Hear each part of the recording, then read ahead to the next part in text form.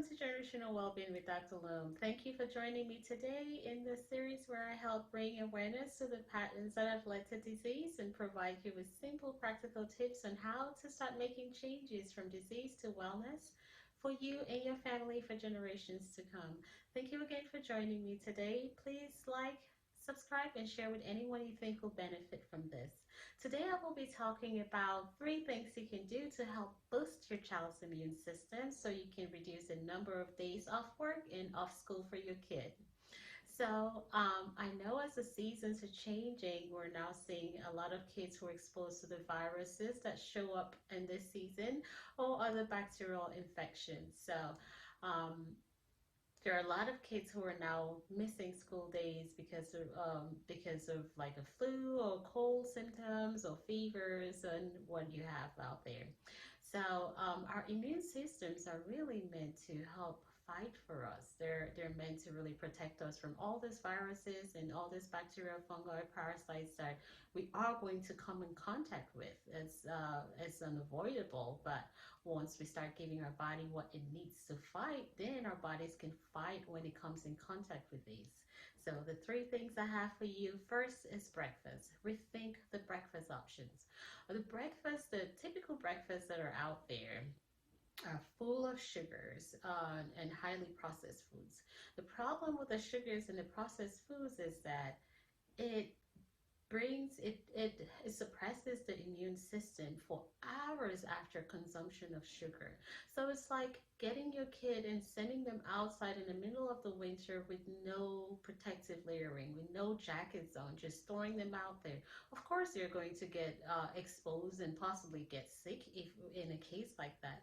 So we can't get the sugars or get them the breakfast that suppresses the immune system and then send them to school. Whereas we all know they like to share the love and spread the germs amongst each other. So instead of doing the sugary and highly processed foods for breakfast, at least rethink and start changing it and including foods that are high in vitamin D, vitamin A, vitamin C, and the good healthy fats that usually help boost those immune cells that will help fight the infections. The food options that are high in these things I just talked about are like cage-free eggs are really good. Those are really good options for breakfast. You can do it as an omelet, add some bell peppers in there. Those have some really good fighting stuff in them too. Tomatoes are good, onions, garlic. You can make the eggs, just that egg alone, adding stuff in there that will help boost the immune system. Sometimes even doing an egg sandwich and throwing it on a whole grain piece of bread as opposed to a processed white bread. That's another option right there. Avocados are amazing. You can do plain yogurts and add like fruits in it, like strawberries or blueberries, raspberries, and that will be their sugar, like a more natural sugar than the processed sugars that will suppress the immune system. You can even have a salmon sandwich. Sardines are really good. Those are high in the good kind of fats that will help really fight the immune system. Sometimes even like some dinner options where you have like the vegetables or salads and stuff are really better to eat than the regular highly processed foods like cereals. As a matter of fact, most of the cereal brands, I'm yet to really find a cereal brand that has no sugar in it. So it's like throwing the sugar in them and then sending them out. So try rethinking the breakfast options. Just go out of the box. Let's give our kids what they need, right? Rather than feeding them what's norm for breakfast. The second thing you can do to help boost your child's immune system is exercise. So exercise is amazing, and research has shown that just even moderate exercise for about 30 minutes to an hour a day can help boost those immune cells. And when I say moderate exercise, I mean like anything that will get your heart rate going or anything that will get your breathing a bit faster. And for like 30 minutes a day, it's really good to help boost your immune system. As a matter of fact, when you start going longer than that, extended periods of exercise can actually have an opposite effect on your body. So with exercise though, there's so many options that are out there. I usually say find something that is rewarding to you, something that will leave you re-energized, feeling refreshed, and something that is rewarding. Because when you do something rewarding, you're more likely to go back and do it. But if it's something that's leaving you exhausted, that may not be a good option for you.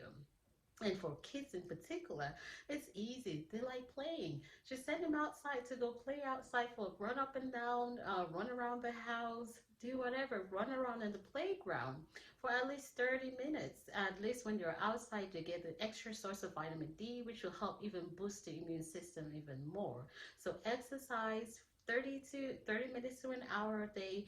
Play for kids. They can play outside, play on the playground. Even better, the outside air is really good, because sitting out inside really increases stress though. Because when you're sitting inside, our homes are full of, there's lots of chemicals, lots of electronics, lots of different things that we really increase the toxic load. By going outside is another way of really kind of detoxing, getting the fresh air, getting the energy they need to help and our bodies what it needs to help boost that immune system and put up a fight for us. And the third option, the third thing you can do to help boost the immune system is sleep. Sleep is extremely important. On average, most kids will need anywhere from 8 hours to 10 hours of sleep, depending on the age of the kids. The younger kids need a bit more time to, a bit more sleep than the older kids. But sleep is a time where your body does its cleanup. It cleans up the toxins, it regenerates cells, it regenerates those immune cells, or builds up those immune cells that are meant to put up that fight for us. So when you have a lack of sleep, it puts your body in a stressful state too. And when your body's in a stressful state, you have an increase in the cortisol level, a stress hormone that helps even that brings down that immune system even more. So sleeping is good to build what you need and suppress what you do not need. Most kids are not getting the proper sleep they need, and because of our schedules are different, we have so many things going on. So just creating or finding a way that works for your family to create a good bedtime routine. Outside time is good, because once they've gone outside, it helps to relieve the extra energy they need.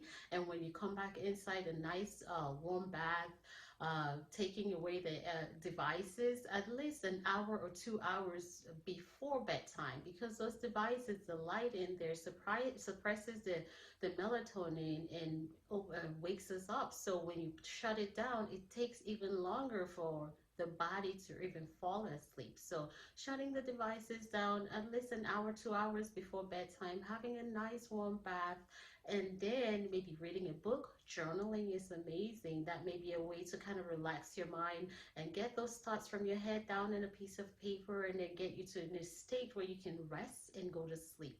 And consistency is key with sleeping though. If it's someone who's not has not been sleeping for a long time, it's difficult to just do something one day and then your body would adjust to it. But having that consistent bedtime routine, even if it's starting with inching it up ahead about 30 minutes a day.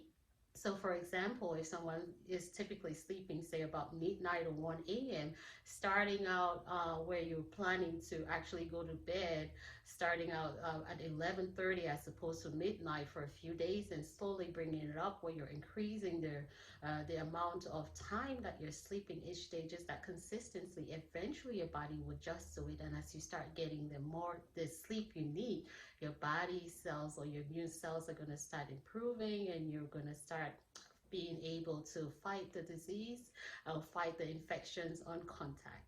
So let's work in rethinking breakfast, increasing options that will help fight or build or boost the immune cells. Let's work on our exercise, and let's work on our sleep. All those things will help you boost your immune system and help you reduce the number of days that we're missing from school and from work. Um, Please let me know what you think about this. Thank you again for listening. Dr. Lum, until next time.